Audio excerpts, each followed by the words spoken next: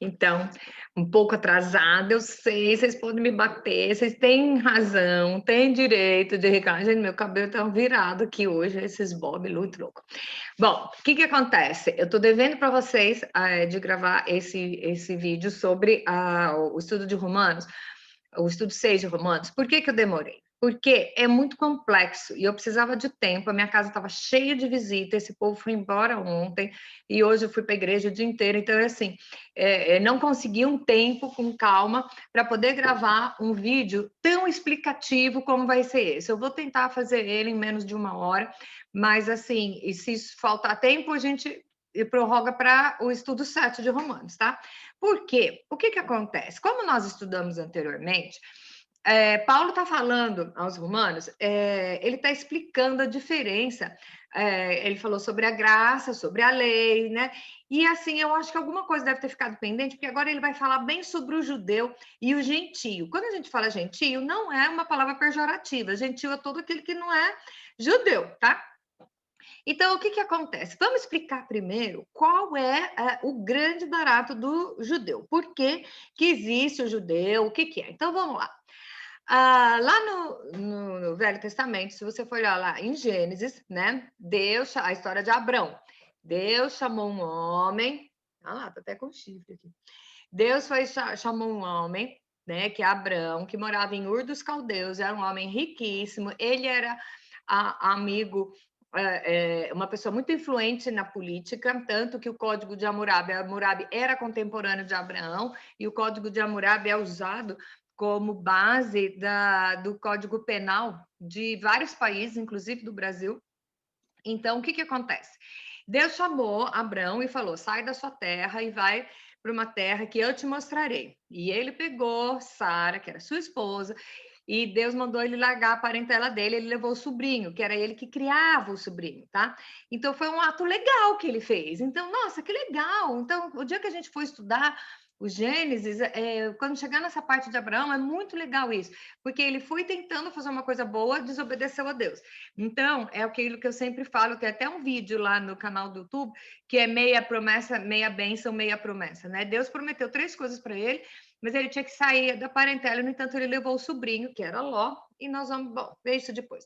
Deus chamou Abraão e ele prometeu que ia fazer um povo, tá? E fez o povo, que é o povo judeu.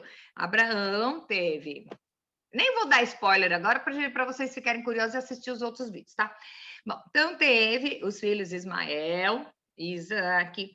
Deus prometeu que ia ser a geração dele, a descendência dele, ia ser como as estrelas, a areia do mar e as estrelas do céu. Então, hoje nós vemos os muçulmanos que são descendentes de Ismael.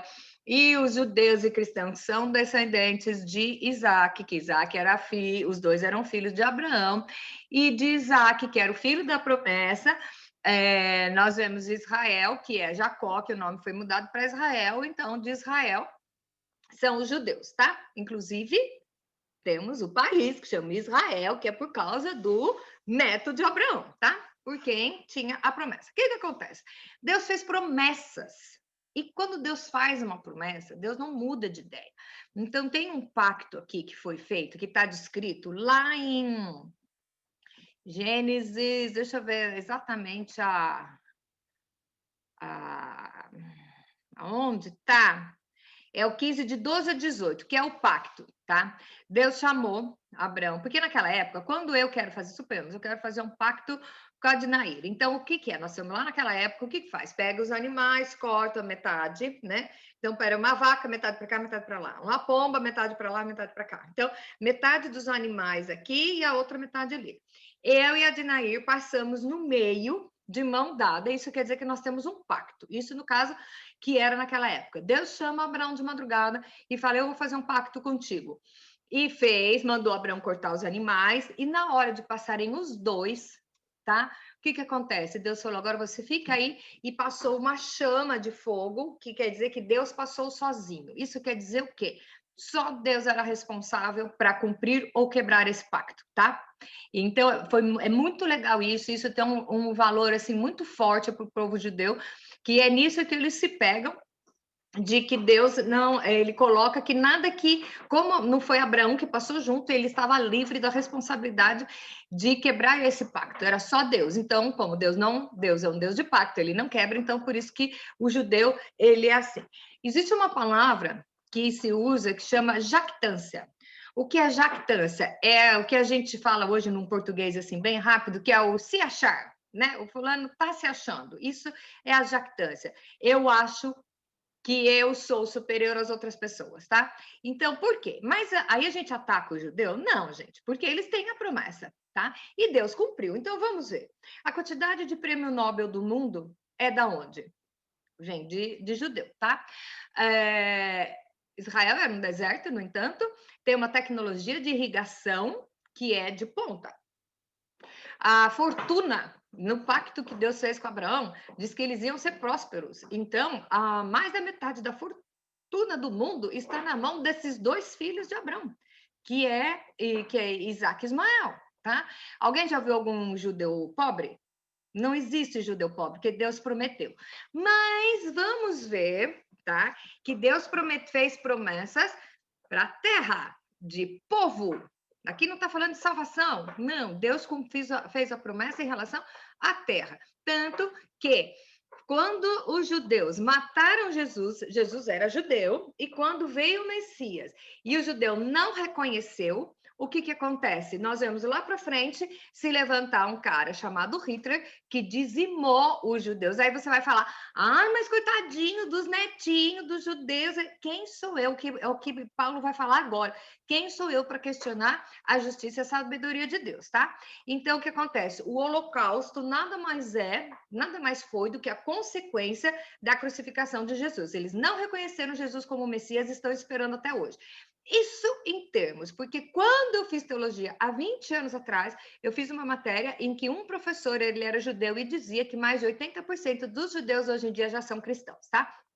Mas o judaísmo, aqui Paulo, aos judeus que Paulo se refere aqui na carta aos romanos, o que fala? Eles acham que eles estão acima, tá? Então, como eu gosto de estudar a palavra adaptando no mundo de hoje, eu vou colocar todas as coisas que eu falar sobre judeu, nós vamos colocar sobre os religiosos, sobre aqueles que se acham detentores de tudo, tá? Que se acham imbatíveis, e isso nós temos. Eu sempre falo que nas igrejas tem um casal pernicioso, e quando eu digo igreja, não é igreja evangélica, igreja católica, é no comum. Onde tiver ser humano, tem esse casal, que é o super servo casado com a super crente, tá? Então, o que é? É aquela pessoa que se orgulha da sua humildade. E que acha assim, se Deus... Eu lembro que minha avó falava assim, se eu fosse Deus, eu mandava fulminar. Era tanto assim que um dia minha mãe falou, olha, mãe, acho que você ia ser o capeta se fosse Deus, porque é só desgraça que ela tinha na mente dela. Então, o que acontece? É você se achar superior ao outro, porque Deus te fez uma promessa, tá? Quando Deus te faz uma promessa, ele não muda de ideia, mas de repente pode atrasar. Você pode atrasar a colher a sua promessa ou a usufruir. Nós estudamos na aula passada que a única coisa que pode nos separar do amor de Deus é nós mesmos, tá? Então, por isso que eu quero deixar bem claro tudo que vai falar aqui sobre o judeu e sobre sobre a religiosidade. Então, vamos adaptar para o nosso dia. Mas eu não convivo com nenhum judeu, então isso não me interessa. Não, mas se você acha que você foi criado dentro da igreja, Deus fala com você e você é superior ao outro, você está sendo o judaísta e o legalista, tá bom? Aquela história que a gente fala num bom português mesmo, o macaco que senta no próprio rabo para falar do rabo do outro, tá? Aí agora entenderam, né? Então vamos lá. A primeira pergunta que nós temos está lá no Romanos 9, de 1 a 5. Então, diz o seguinte: no verso 4, há uma relação de requisitos possíveis que poderiam levar os judeus à salvação. Quais são? A resposta é aqui. Eles eram filhos de Israel, de adoção, eles seriam a glória, a aliança, a lei e os patriarcas. Só isso já serve para o judeu se achar. Então, em vez de usar a palavra judeu agora, eu vou usar para o religioso se achar. Tá? Porque eu sigo o script, meu vou seguir o script, então eu sou membro da diretoria, tá? Sou imbatível, isso não existe, tá bom? E aí nós vemos a pergunta número 2. A hereditariedade garante a salvação? Eu vou falar para vocês uma experiência que me levou à conversão. Eu fui criada dentro da igreja, Nós somos nascidos dentro da igreja porque não tinha maternidade dentro da igreja presbiteriana, tá? Mas, e no entanto, um dia eu tinha 14 anos, me lembro muito bem que o meu pai me chamou e falou assim: Deus não tem neto, tá? Deus só tem filhos. E foi aí que eu comecei a procurar a minha salvação. Porque não é porque os meus pais são salvos e que eu sou salva automaticamente, tá? Então, a hereditariedade garante a salvação? Não. Claro que não. Nem todos os israelitas, aqui ele fala, eu vou ler o texto na íntegra, tá? Nem todos os israelitas serão salvos, pois a salvação veio por meio de Jesus. O fato de serem israelitas de carne não garante em nada em relação à alma. Então, o pacto de Abraão, que é aquele que Deus fez com Abraão, aquele negócio de cortar os animaizinhos lá, tá? E Deus fez e ele garantiu, e ele prometeu só através, mas é o pacto de conseguir as coisas, as promessas que Deus fez a Abraão sobre a terra, tá? Então, é assim, o israelita, o judeu, é o povo de Deus, tá? Vamos deixar bem claro que através de Abraão, as pessoas foram feitas povo de Deus, e através de Jesus, nós fomos feitos filhos. Hello, o que você prefere? Ser povo, ser testemunha ou ser filho? Filho tem herança. Filho senta no colo do pai. Filho, o pai põe para trás e vai defender, tá? Bom, então vamos lá. Deus fez um pacto. Deus fez o pacto sobre essa terra, mas o céu vai depender de cada um. Não adianta ficar preso na promessa para o povo e perder a salvação pessoal. Olha aqui, né? Essa é a resposta número 2. 3. Podemos conhecer a justiça de Deus com o nosso entendimento? Jamais. Deus tem uma mentalidade diferente, pois ele conhece muito mais a sua mente do que você mesmo, tá? Então, veja bem, diz uma lenda urbana, de que Einstein usava 10% da sua capacidade intelectual, tá? Pois é, diz que Adão voava, tá? Adão tinha uma capacidade assim, depois, no estudo de Gênesis, eu vou explicar por que foi enfraquecendo, o homem foi emburrecendo, tá? Por causa da ação do pecado no mundo. Mas, o que acontece? Deus conhece cada um. Deus sabe a intenção do seu coração. Deus sabe se você se acha superior ao seu irmão só porque você foi criado dentro de uma igreja, porque você segue o script certinho, e aquele menino que é todo drogado, todo fumado, todo maconhado, e que chegou para a igreja não vai ter direito à salvação. Deus conhece a sua intenção. Deus conhece. A palavra de Deus fala lá em Apocalipse sobre os mornos e os frios e os quentes, tá? E sabe o que morno, o que Deus faz com morno? Você já tomou água morna? Você é o vômito. Deus vomita os mortos, os mornos. Você já pensou você ser classificado como vômito de Deus? Manda do céu. Não, isso não dá, né? Então, o que acontece? Deus conhece você. Deus conhece você muito mais do que você mesmo, quanto mais o outro. Então, quem somos nós, na nossa mente finita, a nossa mente humana, para questionar a sabedoria e a justiça de Deus? Então, você olha com a sua mente humana, você vai questionar se Deus é justo ou injusto, porque aos seus olhos, aquela fulaninha é tão boazinha e por que ela sofre tanto, tá? Deus ama todos de maneira igual, Deus tem um tratar com todos de uma maneira igual, e Deus tem um propósito para cada um.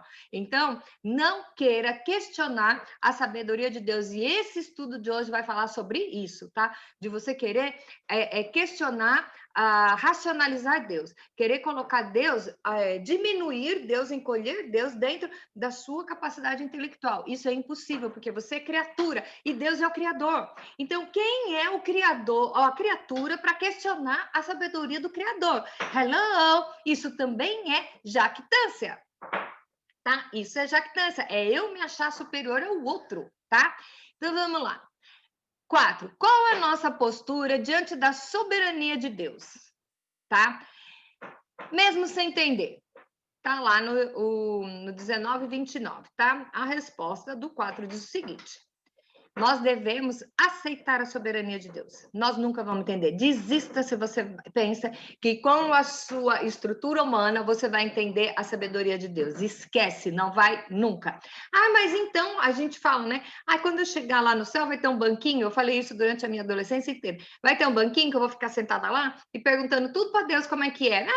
Para ele me explicar. Gente, hello, vamos crescer. Isso não vai acontecer, porque quando você morre, a sua mente se expande, porque você vai sair do corpo, deste corpo, e é o corpo espiritual, tem uma outra dimensão, tem uma outra razão. Então, primeiro que você não vai ter curiosidade dessas coisas, porque você vai entender, tá? Os mistérios, né?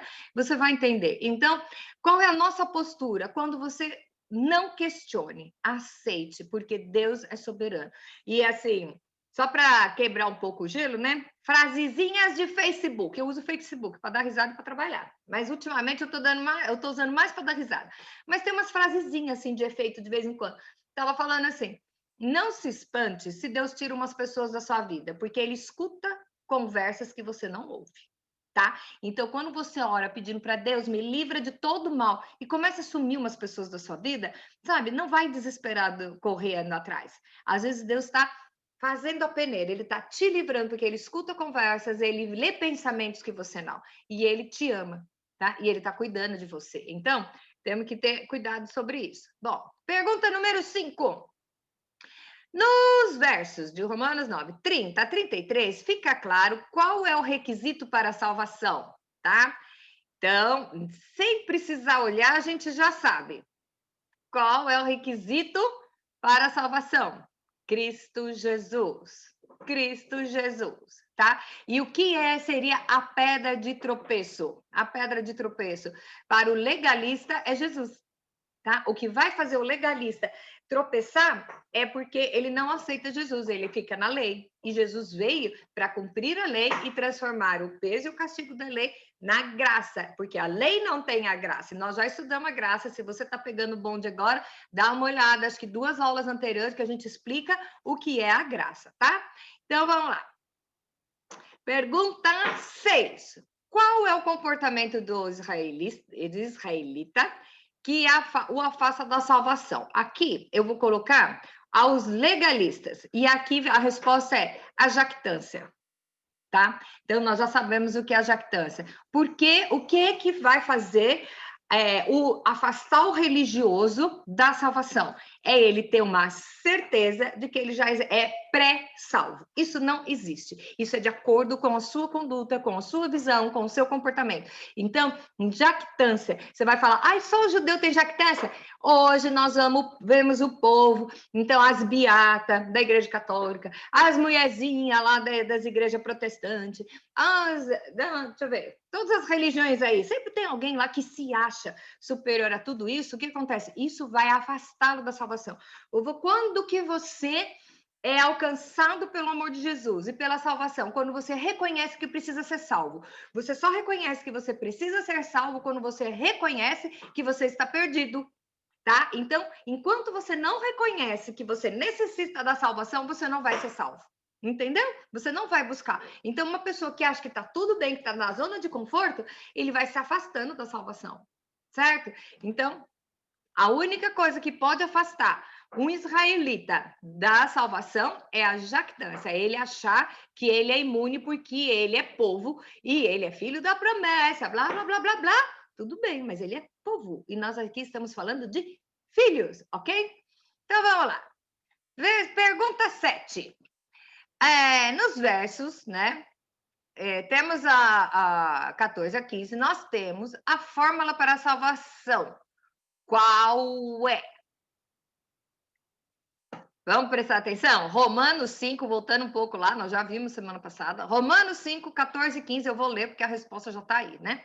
Entretanto, reinou a morte desde Adão até Moisés, mesmo sobre aqueles que não pecaram à semelhança da transgressão de Adão, o qual prefigurava aquele que havia de vir. Todavia, não é assim o dom gratuito como a ofensa. Por quê? Se pela ofensa de um só morreram muitos, né? A ofensa de um só está falando de Adão, do pecado de Adão. Muito mais a graça de Deus e o dom pela graça de um só homem, Jesus Cristo, foram abundantes sobre sobre todos nós, tá? Então, qual é a maneira de você conquistar a salvação? Só através de Jesus. Se você olhar, a Bíblia inteira está falando só através de Jesus, só através de Jesus, tá? Desde o Velho Testamento, lá no Jardim do Éden, Deus já fala. Eu acho que nós vamos ter que fazer um estudo sobre Gênesis, tá? Deus já fala que Jesus ia vir para esmagar a cabeça da serpente, que era o inimigo, tá? Bom, vamos lá. Pergunta 8. Qual é a função de quem já encontrou esse segredo? Está no verso 13 a 15. Quando você descobre, tá? Qual é o caminho para a salvação, que é o que nos interessa, tá? Qual é a nossa função? Pregar a palavra. Tá? Porque é isso que vai fazer a pessoa ser salva. Não importa se você é israelita, se você nasceu, se você tem sangue superior, não é nada disso, porque Deus não faz acepção de pessoas. Então, qual é a nossa função? É pregar. E esse texto aqui, gente, eu acho lindo, eu vou ter que ler, porque é assim, é maravilhoso, diz o seguinte, tá? Prega a palavra. Não há distinção entre judeu e grego. Então, prega a palavra para todo mundo. Nós estamos falando de salvação, não estamos falando de povo, tá? Uma vez que o mesmo é o Senhor de todos, tá? O mesmo Deus é o Senhor de todos, judeus e grego e everybody, tá? E rico para com todos os que o invocam. Tá invocando ao Senhor? Deus vai ser rico com você, tá? Por quê? Todo aquele que invocar o nome do Senhor será salvo. Eu não preciso ter nascido judeu, eu não preciso ter sido criada na igreja, eu não preciso ter comido hóstia a minha vida inteira, eu não preciso ter ido pro reteté dos pentecostais a vida inteira. Não! Não! O que eu preciso é invocar o nome do Senhor e eu serei salvo. É aqui que está falando, não é a Kátia que está falando, é a palavra de Deus. Então, olha, e aí vem. E como invocarão aqueles em que não creram? Como uma pessoa vai invocar se ele não conhece? E como crerão naquele de quem nada ouviram? E como ouvirão se não há quem pregue? E como pregarão se não forem enviados? Como está escrito, quão formosos são os pés dos que anunciam as boas novas. Então, nós vamos pegar esse versículo e vamos ler o contrário para você entender. Quão formosos são os pés do que anunciam coisas boas. Os que vão caminhando foram enviados por alguém. Alguém enviou. Alguém enviou para quê? Para quem pregue. Aquele que ouve a pregação vai crer naquele que ouviram. Crendo naquilo que ouviram, eles vão crer naquele que ouviram e invocarão aquele que ouviram e vão ser salvos. Entenderam como é que é o negócio? Então, o que acontece? Ama esse hino. Como o povo vai ouvir se não houver quem pregue? Como vai ter alguém que pregue, se não for? Então, qual é a sua função hoje, você? Onde você está? Você conhece a palavra, você já ouviu, sabe o que quer dizer evangelho? Boas novas. Você já ouviu as boas novas, você já sabe qual é a fórmula certa para a salvação. Então, o que você tem que fazer? Sair e pregar. Se você não pode ir lá para a missão, lá na África, lá com os coitadinhos, manda. Tá? Não, eu não tenho grana para mandar. Dobre o joelho e ore por aqueles que foram. Você está indo de joelhos em oração. Tá? Você pode estar enviando pessoas com o suporte da sua oração, com o suporte, ligar e falar assim, procura um missionário qualquer, sabe como é difícil ficar no campo missionário, ainda mais nesses países que nós vemos, manda uma mensagenzinha de ânimo. Gente, eu vou falar um negócio para vocês. Tem uma pessoa aqui do nosso grupo que toda vez ela me manda uma mensagem que me anima a continuar. E ela fala assim, que legal é você separar o seu tempo para compartilhar a palavra conosco. Gente, até tem dia que eu estou tão desanimada, mas quando ela me manda isso me anima. Isso é uma coisa simples. Imagine, e eu estou aqui no conforto da minha casa, na frente do meu computador, falando para vocês. Imagine aquele cara que está perseguido num país comunista, sofrendo por amor do evangelho, receber um bilhetinho, receber uma nota, receber uma mensagem falando assim, eu estou orando por ti, você não está sozinho, você está indo no meu lugar, e tá, sabe? E se você puder patrocinar, melhor ainda. Então, como vai ter gente ir se não tiver quem envie? Então, uns são chamados para ir, outros são chamados para enviar, tá bom? E enviar também pode ser assim, ok? Bem entendido? Tem que desenhar. Acho que não, né? Então, tá. A pergunta 8. Vamos ver a 9. Deixa eu achar aqui que esse estudo tá longo. 9. Nem Israel, nem qualquer ímpio poderá ignorar ignorância. Por quê, gente? Eu amo isso. Você acha que Deus tem o grupo dos membros da diretoria e que a palavra não é para todo mundo? Deus dá oportunidade a todos. Ninguém vai poder alegar ignorância. Ainda mais nessa época, Deus se apresenta para as pessoas de todas as maneiras. Eu vou contar uma coisa que eu acho que eu já contei para vocês e vou contar de novo, que é um livro que eu li. Meu pai me deu esse livro, eu era adolescente, eu lia esse livro todo ano. Eu acho que eu li umas 5 vezes direto. E tem um capítulo que esse livro chamava Universidade da Palavra. E tem um capítulo que ele conta do missionário que ele descobriu que Deus já havia se apresentado para um povo com outros nomes, de acordo com o idioma deles. Deus se apresenta, ninguém vai poder alegar que não conhece. Então, a nossa função é falar, não importa. Às vezes, você pregar o evangelho não é falar com a boca, para não ser chato. Às vezes, a sua conduta inspira as pessoas a reconhecerem Jesus em você. E isso é uma pregação. E eu sempre falo, muitas vezes, você é a única Bíblia que alguém está tendo acesso, tá? Então, o que acontece? Quando chegar na hora H, e esse negócio da morte é muito louco, eu aprendi com a morte do meu pai, e aprendi agora com a da minha mãe, que muito recente, né? E que Deus tem um tempo para fazer um recall com a pessoa. Então, eu acho que o coma, eu acho que esse momento que antecede, a gente ouve, né? Ah, melhora da morte, fulano estava ruim, deu uma melhorada para depois morrer, né? Eu acho que tudo isso é um tempo que Deus pega e faz a pessoa lembrar no momento em que ele ouviu a palavra e que ele vai aceitar. Então, não se sinta desmotivado se um dia você pregar para alguém e esse alguém não aceitar a palavra, ou até te xingar, ou até for duro com você. Não, porque um dia ele vai ouvir. A semente não volta vazia. Então, ela gemina. Você vai falar, gente. E desde adolescente eu falo isso para as pessoas. E hoje eu tenho o entendimento da intensidade disso, né? Fala, porque aquilo vai ficar gravado na cabeça, entendeu? A pessoa pode retrucar, mas aquilo entrou na cabeça dela e no momento oportuno ela vai escutar. Deus vai usar aquilo para se apresentar para ela de uma maneira. Então, Deus dá oportunidade para cada um, tá? Então, a nossa obrigação é falar. E vai chegar o momento certo. Vamos falar no bom português? Da ficha cair. Plim, né? Hoje essa turma nem sabe o que é ficha cair, né? Só que nós somos da geração dos orelhão, é que a gente sabe o que é isso, né? Bom, vamos lá. Pergunta 10. De acordo com o capítulo 11, os judeus estão sentenciados à perdição? Aí é que nós vamos ver a pergunta número 10. O que acontece? Se eles estiverem arraigados e cegos somente na lei, sim. Mas isso não é porque é judeu. Isso não é todo aquele que estiver preso somente na lei, achando que a salvação é pelo próprio mérito, quer dizer, se acha mais, jactância, se acha mais ainda, né? Acha que ele pode conquistar a salvação com as próprias mãos. Nós conhecemos alguma linha, né, dos espíritas que acham que você vai conseguir a salvação de acordo com as obras que você faz. Well, hello, não depende de você, você depende da graça. Por mais que você faça, você não vai conseguir jamais. Então, quem estiver, aqui a pergunta é os israelitas, os judeus, mas eu amplifico isso aqui, tá? Quem estiver arraigado na lei e cego para a graça está condenado à perdição. Pesado, né? Mas junto com a coisa vem o escape, que é quem? A graça através de Cristo Jesus. Vamos lá, 11 má. A esperança para os judeus? Mas eu sou judeu, fui criada assim, eu nasci assim, eu cresci assim, você sempre assim, Gabriela, quem lembra, né? Sempre há uma esperança em Jesus para qualquer um que aceite. Então, vamos pensar. Osama Bin Laden, né?